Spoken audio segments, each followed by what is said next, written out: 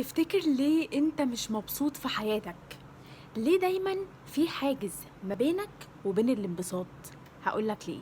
انت مش مبسوط في حياتك لان انت عمال بتكون في مشاعر سلبية كل يوم وتكبتها جواك. حد قالك كلمة ضايقتك، حصل لك موقف ضايقك، حصل لك مشكلة في شغلك او في البيت، اتخانقت مع حد، كل دي مشاعر سلبية انت بتكبتها جواك، فبتروح تلقائيا تعيش جوه عقلك الباطن، فانت بقى بتفضل مكمل حياتك بيها. فاوعى تفتكر ان المواقف الحياتية العادية اللي انت بتشوفها بتحصل معانا كل يوم دي مواقف عادية وبتعدي بسهولة.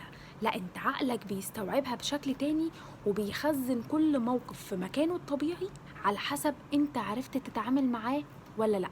انت عندك كمية مشاعر سلبية مكبوتة جواك مش مخلياك عارف تبقى مبسوط في حياتك. اللي بيحصل في المشاعر السلبية دي ايه؟